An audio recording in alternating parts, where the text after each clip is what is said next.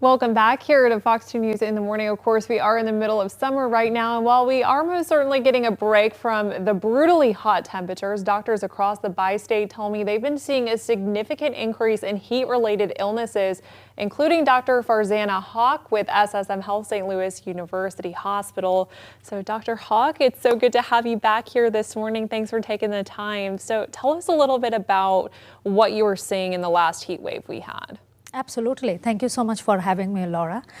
So there are a couple of diseases I'm seeing lately for last 1 month, heat-related illness, which can range from couple of conditions from mild to severe will be heat cramp, heat exhaustion, and heat stroke will be the most severe form. For example, last week I had a patient who was at her 90s who presented with heat stroke. Oh my goodness. And so tell us about some of the heat-related illnesses in terms of, what's the most serious and what's a little bit more mild. The mild form is heat cramp, simply having some muscle spasm mostly in the legs. The moderate is heat exhaustion. That time people may feel dizzy, headache, profuse sweating, as well as very much tired.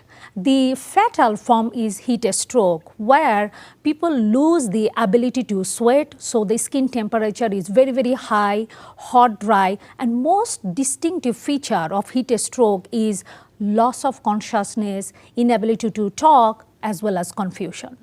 Let's talk prevention, and then let's talk about what to do if someone suspects that they or someone around them is having a heat-related illness. But what are some easy ways to prevent getting sick in the heat?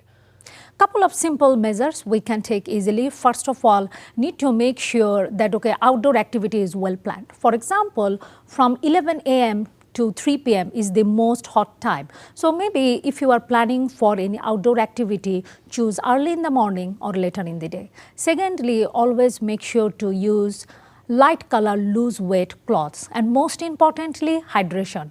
Hydration is the most important feature to prevent any heat-related illness. How much water should we be drinking? That seems to be the million-dollar question lately.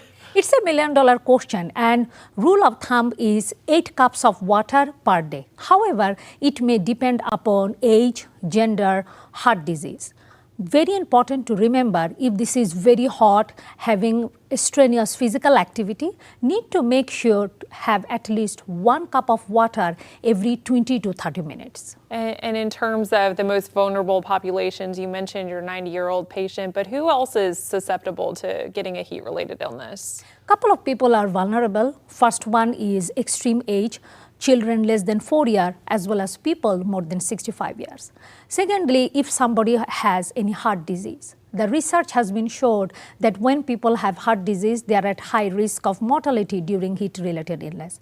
And also people taking particular medications such as water pill are at very high risk. Dr. Haq, anything else you'd like people to keep in mind as we continue the summer and the dog days of summer that are approaching? 2 things I would like to emphasize. It is very important to be safe rather than sorry. So if somebody is having heat stroke, please seek medical attention, call 911 right away.